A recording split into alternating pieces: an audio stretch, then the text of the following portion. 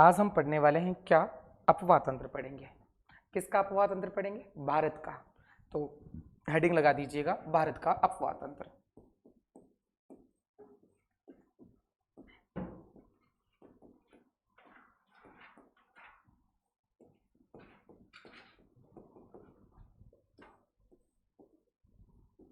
क्या पढ़ने वाले बेटा? भारत का अपवाह तंत्र। इसमें हम लोग जानेंगे अपवाह क्या होता है, अपवाह तंत्र किसे कहते हैं, नदी किसे कहते हैं, नदी द्रोणी किसे कहा जाता है, जल विभाजक रेखा किसे कहा जाता है। ये तमाम प्रकार की सामान्य सी जानकारी लेंगे और फिर आगे बढ़ने वाले हैं। तो सबसे पहले बेटा पढ़ेंगे इसमें क्या, नदी किसे कहते हैं। क्योंकि अपवाह तंत्र में यदि हम बात करें तो पहली हमारी स्टार्टिंग होगी वो किसके बारे में होगी बेटा? नदी। नदी क्या है? नदी जल की एक प्राकृतिक धारा है। अपन यूं कह सकते हैं कि नदी एक प्राकृतिक जलधारा है जो गुरुत्वाकर्षण बल के कारण ऊंचे स्थानों से नीचे स्थानों की ओर क्या होती है, ढाल के अनुसार प्रवाहित होती है। क्लियर बात है? तो क्या लिखेंगे, यह एक प्राकृतिक क्या है बेटा? जलधारा है जो गुरुत्व प्रभाव के परिणाम स्वरूप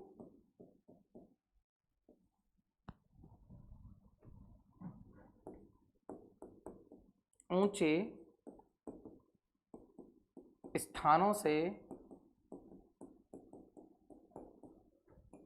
नीचे की और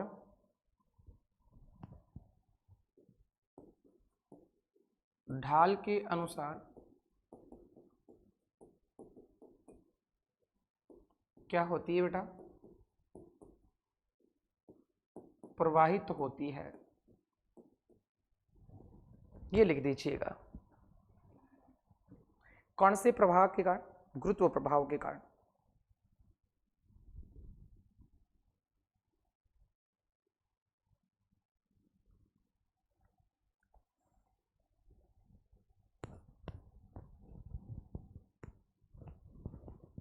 लिख लिया? यस।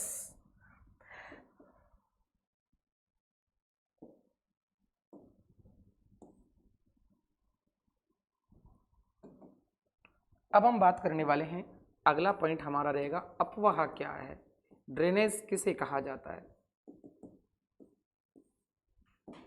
अपवाह क्या है।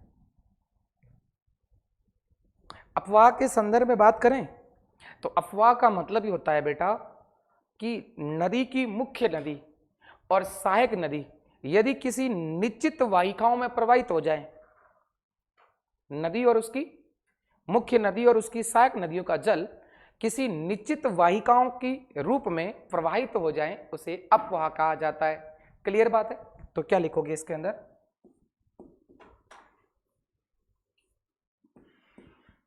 मुख्य नदी तथा उसकी सहायक नदियां एक निश्चित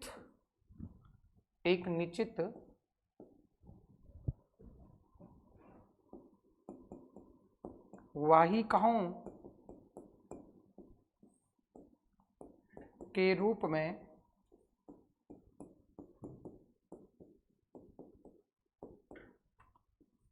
प्रवाहित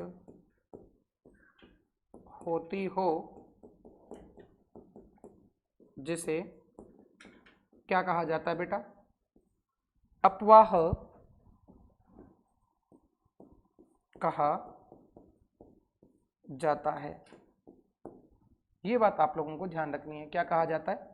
अपवाह कहा जाता है।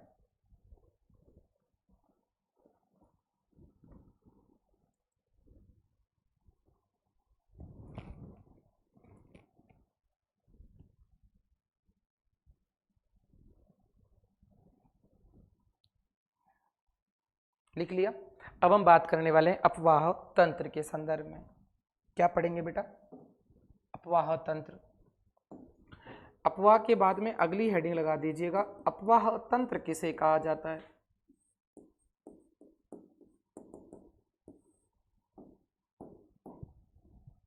हेडिंग लगा दीजिए, अपवाह तंत्र किसे कहा जाता है।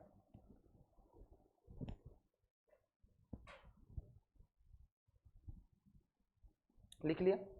अपवाह तंत्र का मतलब क्या होता है? नदियों का जो जाल है उसको अपवाह तंत्र ही कहते हैं।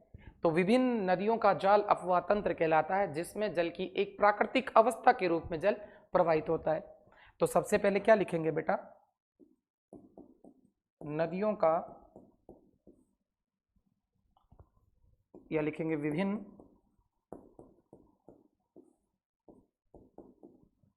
नदियों का एक ऐसा जाल जिसमें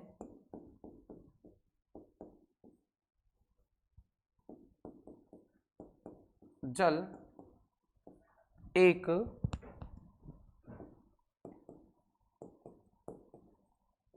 प्राकृतिक अवस्था के रूप में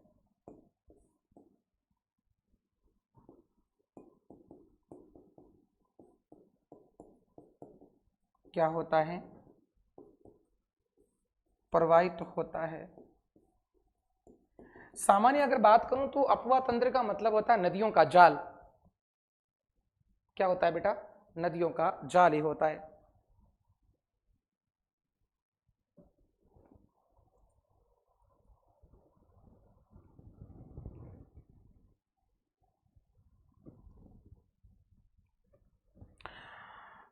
या फिर इसको कह सकते हैं कि नदियों के द्वारा बनाई गई प्राकृतिक व्यवस्था को क्या कहा जाता है? अपवाह तंत्र कहते हैं। इसमें क्या होता है कि मुख्य नदी और उसकी सहायक नदियां मिलकर एक क्या बनाती है? एक नेटवर्क बनाती है, एक नया पैटर्न बनाती है, और उसी नेटवर्क का नाम है अपवाह तंत्र। क्लियर बात है? तो लिख दीजिएगा, उसके बाद आगे बात करते हैं। अपवाह द्रोणी हेडिंग लगा दो।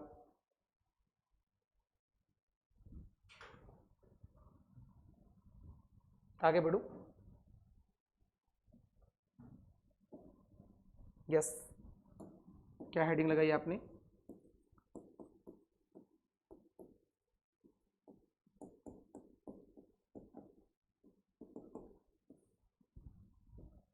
अपवाह द्रोणी। इसमें लिखोगे बड़ी नदियों तथा उसकी सहायक नदियों द्वारा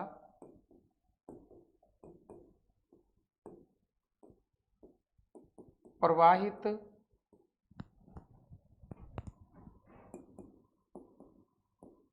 किया गया कुल जल क्या कहलाता है? अपवाह द्रोणी कहलाता है। क्या कहलाता है? अपवाह द्रोणी कहलाता है।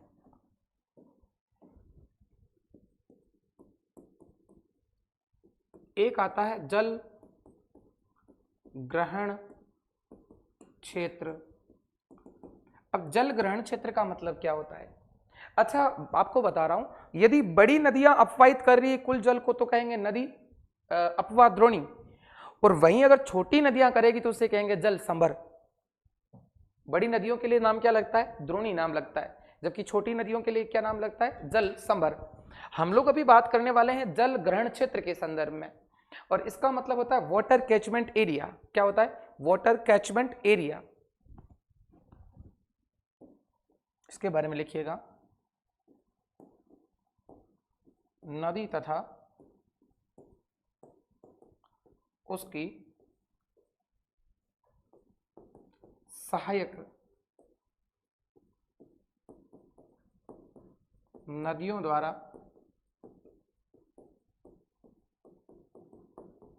जिस क्षेत्र से जिस क्षेत्र से जल प्राप्त किया जाता है उसे जल ग्रहण क्षेत्र कहा जाता है।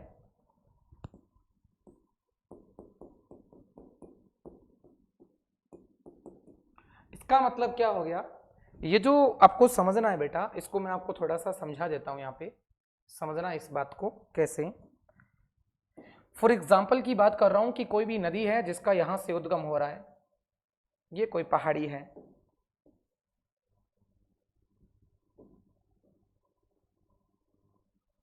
ये कोई पहाड़ी है और यहां से नदी का क्या हो रहा है, उद्गम हो रहा है।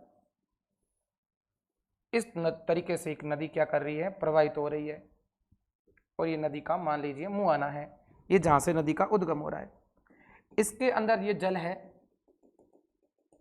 ये तो उसकी हो गई मेन नदी, और मुख्य नदी के साथ साथ और दूसरी नदियां हैं जो इसकी सहायता करती हैं। जैसे ये इसकी सहायता करने वाली नदी हो गई, ये भी इसकी सहायता करने वाली, इसकी भी उपसहायक नदी भी हो सकती है, इसकी भी कहीं हो सकती है, इसकी भी हो सकती है।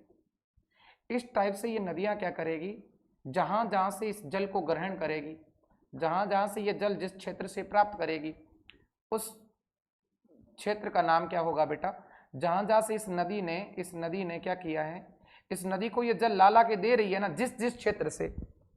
जैसे फॉर एग्जाम्पल की बात कर रहा हूं, इस नदी ने इस क्षेत्र से जल को प्राप्त किया, इस क्षेत्र से, सही है ना, इसने भी इस क्षेत्र से प्राप्त किया, इसने भी इस क्षेत्र से प्राप्त किया, इसने भी यहां से प्राप्त किया, इसने भी प्राप्त किया, इसने भी इस क्षेत्र से प्राप्त किया। जहां जहां जिस जिस क्षेत्र से नदी अपना जल प्राप्त करके किसको दे रही है, मुख्य नदी को दे रही है। इसने भी यहां से जल प्राप्त करके किसको दिया, मुख्य नदी को, इसने भी दिया। तमाम प्रकार की नदियों ने जिस जिस क्षेत्र से बूंदें इकट्ठी करके आगे एक नाला और वाहिका के रूप में, नदी के रूप में अगली वाली नदी को, मुख्य नदी को जल जो प्रदान किया है। तो जिस एरिया से नदी ने यह जल प्राप्त किया है, ये जो एरिया है जहां से नदी ने जल प्राप्त किया है, जिस जिस एरिया से, वो एरिया कहलाता है, क्या कहलाता है, जल ग्रहण क्षेत्र। इट मीन्स क्या होता है, वाटर कैचमेंट एरिया। उसने वाटर को कहां से कैच किया है, उसका कैचमेंट एरिया क्या है। मेरे ख्याल से ये बात आप लोगों को समझ में आ गई होगी, क्लियर बात है, ओके, यस। अगली बात करते हैं, बढ़े आगे।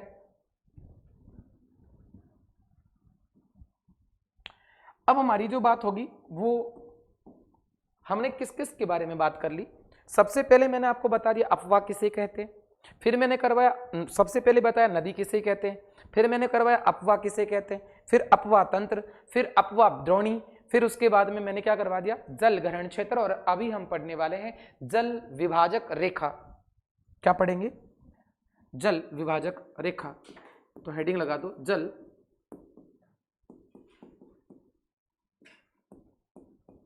विभाजक रेखा। क्या पढ़ेंगे, जल विभाजक रेखा।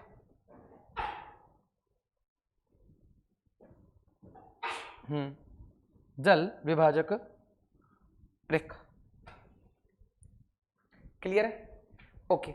जल विभाजक रेखा का मतलब क्या होता है, जल विभाजक रेखा का मतलब ये होता है बेटा कि दो बड़ी नदी द्रोणियों के बीच की ऊंची भूमि, जो दोनों नदी द्रोणियों को क्या करती है, अपनी अपनी दिशा में अलग करती है। दो बड़ी नदी द्रोणियों के मध्य की ऊंची भूमि, दो पड़ोस की नदियां हैं बड़ी बड़ी, और दो पड़ोस की नदियों के बीच में एक ऊंची जमीन है जो पर्वत या पठार के रूप में होती है, तो उस जमीन को कहते हैं जल विभाजक रेखा। जैसे फॉर एग्जाम्पल बता रहा हूं मैं आपको, इस टाइप से हम अगर बात करें, कोई ये पहाड़ी है, अब इस पहाड़ी से निकलने वाली, इस पहाड़ी से यदि कोई नदी निकल रही है, तो आधी नदियां, मान लीजिएगा ये नदी है जो इस तरीके से यहां प्रवाहित हो रही है, इसकी ये कुछ सहायक नदियां भी इसके साथ में मिलती रहेगी ऐसे करके, पर ये बीच की जो नदी है वो मेन नदी है। ये जो बीच की नदी है वो क्या है, मेन नदी है। इधर, अच्छा ये इधर वाली नदी इधर प्रवाहित होगी और इस तरफ भी एक नदी प्रवाहित हो रही है, इस तरफ भी एक नदी प्रवाहित हो रही है। और इस नदी को, ये जो जल है इसके अंदर, इसकी भी कुछ सहायक नदियां होगी इस टाइप से। तो इन दोनों नदियों के मध्य, ये भी बड़ी नदी है, ये भी बड़ी नदी है, और इन दोनों के बीच में ये मध्य में क्या है, इस मध्य में ऊंची जमीन है, मध्य में क्या है, उच्च भूमि है। और जो किसके रूप में होगी, या तो पर्वत के रूप में होगी या किसके रूप में होगी बेटा, पठार के रूप में। जब ये पर्वत और पठार के रूप में होगी तो मध्य की उच्च भूमि दोनों नदी द्रोणियों को क्या कर रही है, अपनी अपनी दिशा में अलग कर रही है। इसका मतलब इस जल का दोनों का क्या हो रहा है, विभाजन हो रहा है। और विभाजन करने वाली कौन है, ये बीच की क्या है, ऊंची भूमि है। इसलिए बीच की ऊंची भूमि को क्या कहा जाता है, जल विभाजक रेखा कहा जाता है। क्लियर बात है? ओके, चलो इसको लिखते हैं।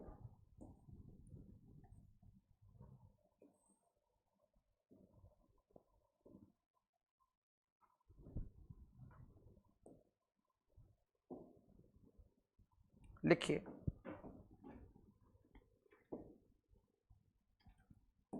क्या लिखोगे, दो बड़ी नदी द्रोणियों के मध्य की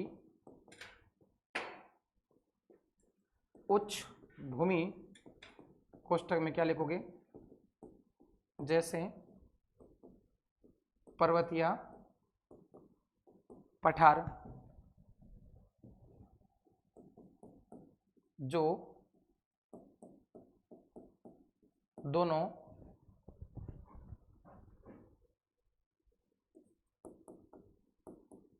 नदियों के जल का विभाजन करती हैं,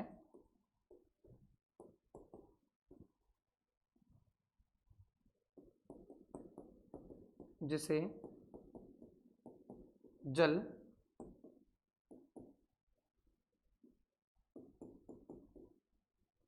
विभाजक रेखा कहा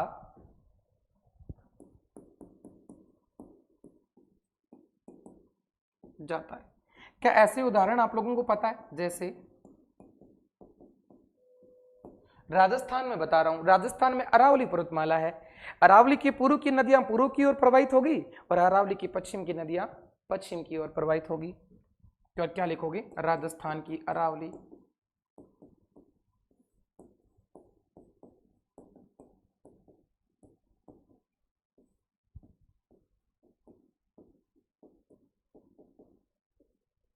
और क्या हो सकती है पता है,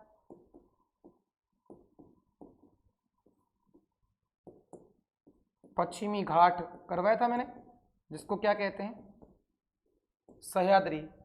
पश्चिमी घाट के पश्चिम में निकलने वाली नदियां कहाँ जाएगी बेटा, पश्चिमी घाट के पश्चिम की नदियां अरब सागर में, जबकि पूर्व की नदियां बंगाल की खाड़ी में जाती हैं।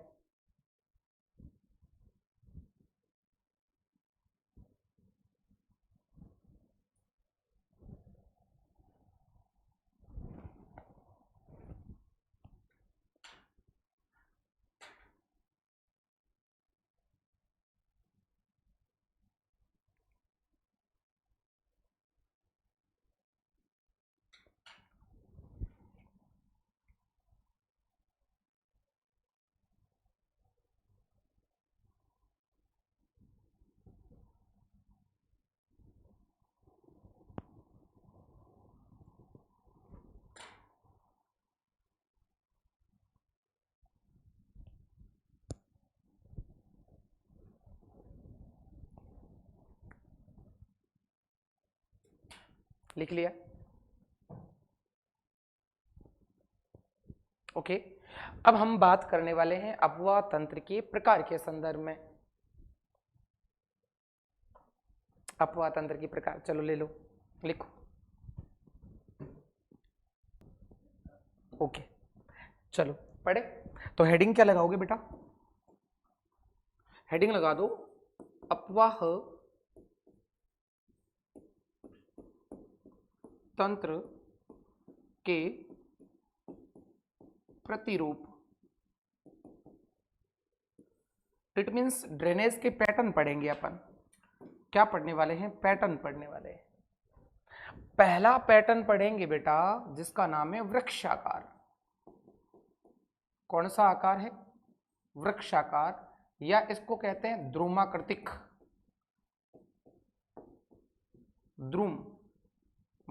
द्रुमाकृतिक अपवाह प्रतिरूप। पहला ये पढ़ने वाले हैं हम लोग, द्रुमाकृतिक पढ़ेंगे।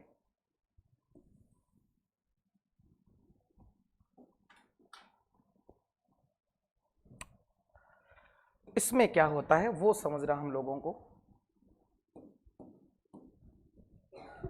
द्रुमाकृतिक में क्या होता है कि यहां जो नदी का अपवाह होगा, चाहे वो नदी की मुख्य धारा हो, चाहे नदी की सहायक या उपसहायक नदियां हो। सबसे पहले तो मैं आपको कंफर्म करवा देता हूं कि किसको क्या कहा जाता है, फिर हम बात करते हैं। सबसे पहली बात होगी बेटा कि एक ऐसी बड़ी सी नदी होगी जो कि क्या है? मेन नदी है, जिसका उद्गम हो रखा है। यस। और इसकी कुछ सहायक नदियां हो जाएगी इस टाइप से, जो नदी के अंदर अपना जल को क्या कर रही है? उड़ेल रही है।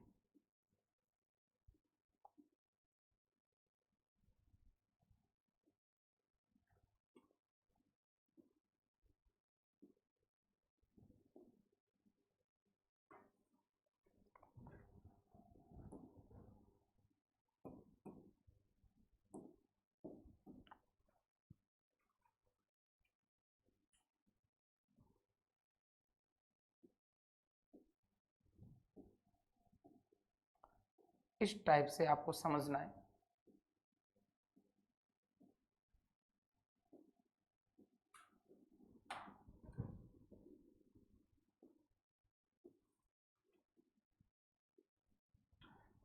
समझिए इस बात को कि ये इसकी मेन नदी है।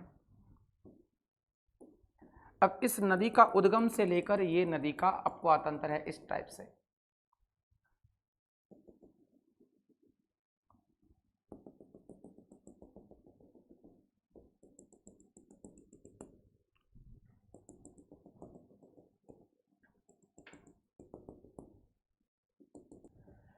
अब आपको नाम लिखवा रहा हूं कि किसको क्या कहा जाता है। ये नदी की क्या है? इसको कहते हैं मुख्य नदी। समझ में आ गई बात? मुख्य नदी, और ये भी मुख्य नदी है। इसको क्या कहा जाता है?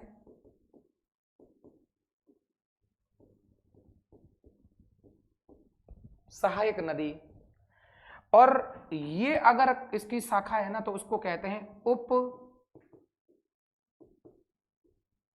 सहायक नदी। जो मुख्य नदी की सहायता करती है, उसकी जो सहायता करती है उसे कहते हैं उपसहायक नदी। मेन नदी होगी, मुख्य नदी की सहायता करती है उसे क्या कहते हैं? सहायक नदी। और सहायक नदी की जो सहायता करती है उसे क्या कहते हैं? उपसहायक नदी। क्या ये बातें समझ में आ गई? अगर कोई पूछे तो कर दोगे ना? ठीक है। अब आपके सामने जो पैटर्न बना है, नदियों का जो जाल बना है, अपवाह तंत्र का जो जाल बना है, वो जाल एक तरीके से कैसा जाल है बेटा? वृक्षाकार है, वृक्ष की शाखाओं के रूप में बटा हुआ है। ये इस तरीके से अपन बात करते हैं। ये जो है पूरा का पूरा वृक्ष की क्या है? शाखाओं के रूप में। ये वृक्ष की शाखाओं के रूप में क्या है? बटा हुआ है। यहां द्रुम शब्द का मतलब वृक्ष ही होता है। द्रुम की जैसी आकृति को कहते हैं द्रुमाकृतिक। इसका मतलब ऐसा अपवाह तंत्र जिसका पैटर्न, जिसका प्रतिरूप वृक्ष की शाखाओं के रूप में बना हुआ है, ऐसी अपवाह तंत्र को वृक्षाकार अपवाह तंत्र कहा जाता है। क्लियर बात है? फटाफट चित्र बनाइए, फिर आगे बात करते हैं। इसमें आपको ध्यान रखना है बेटा क्या चीज को? देखो, पहली लाइन तो इसमें यह लिखना है कि यह भारत में पाया जाने वाला यह भारत में पाए जाने वाला सबसे सामान्य अफवाह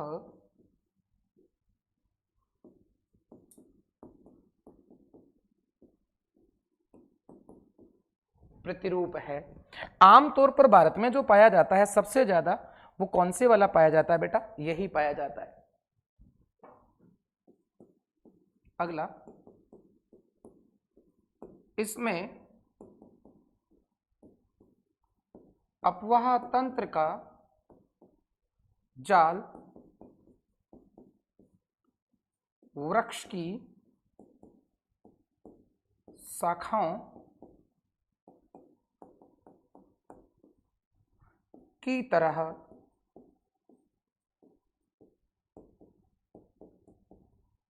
प्रदर्शित होता है।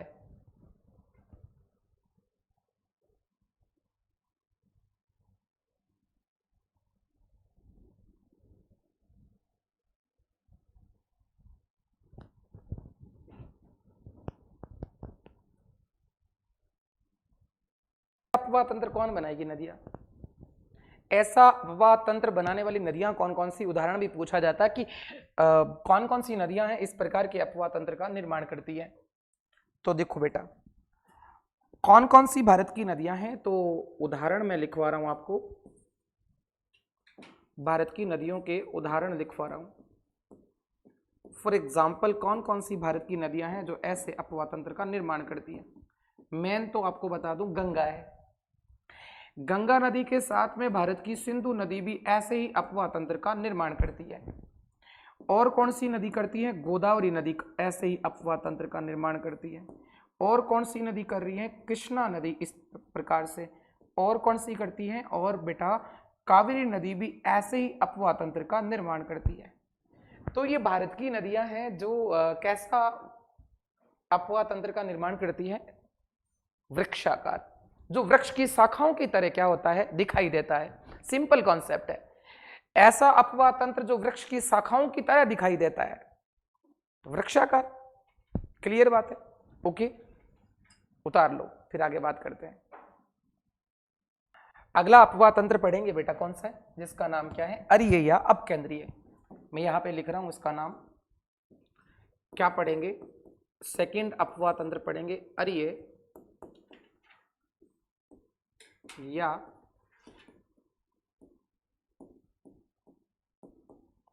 अपकेंद्रीय अफवाह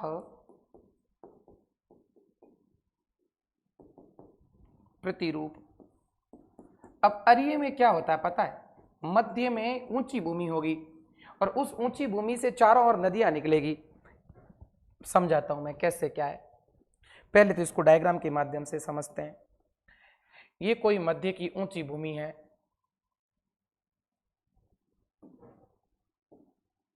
या फिर अपन इस तरीके से थोड़ा पढ़ देते हैं।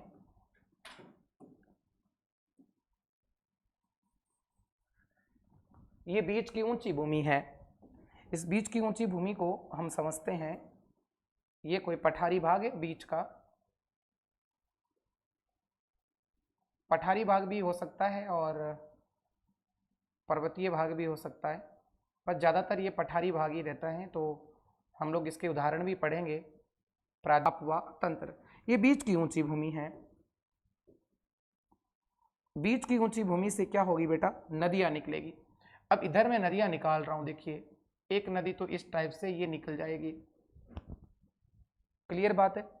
और एक हम इस टाइप से इधर निकाल देंगे और एक हम इसका इस तरफ निकाल देंगे।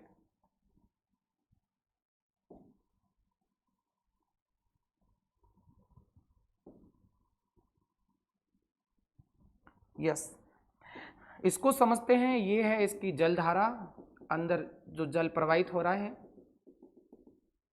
ये भी एक नदी है, इसके नाम भी लिखवाऊंगा मैं आपको। भारत में ऐसा पैटर्न बनता है।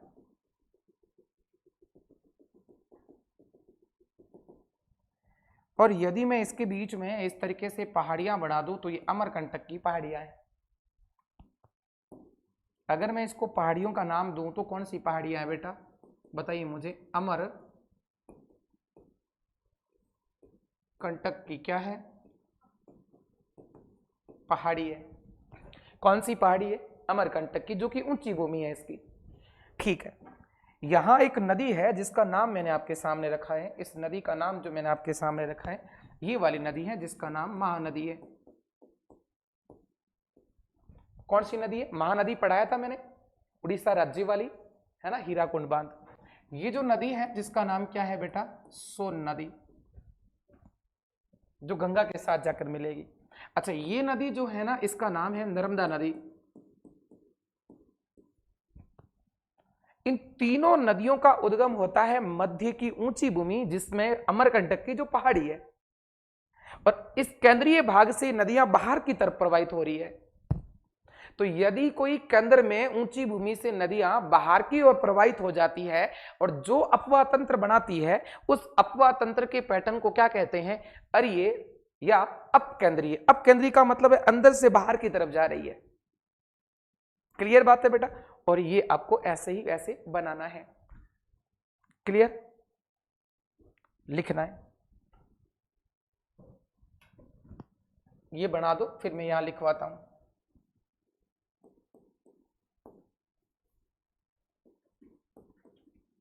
यदि नदियां मध्य के ऊंचे स्थानों से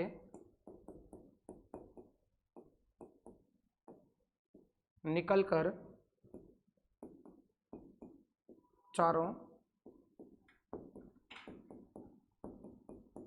दिशाओं की और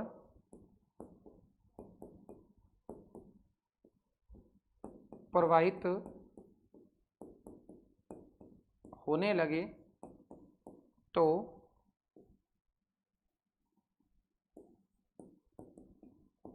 उससे बनने वाला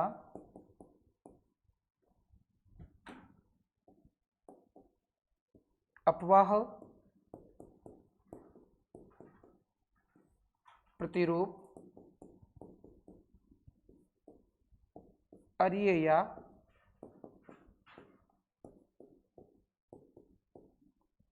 अपकेंद्रीय अपवाह प्रतिरूप कहलाता है।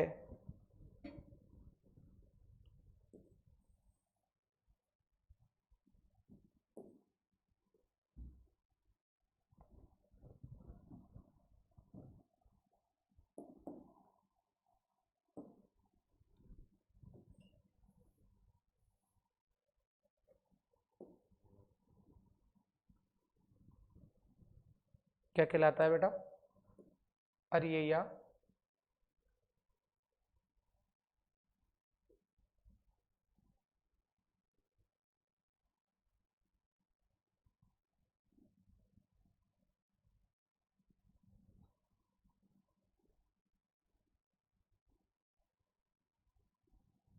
यस, उतार लीजिएगा। उदाहरण क्या लिखोगे बेटा,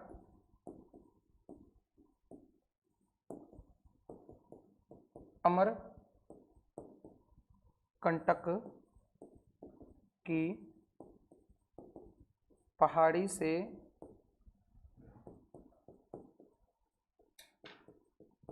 निकलने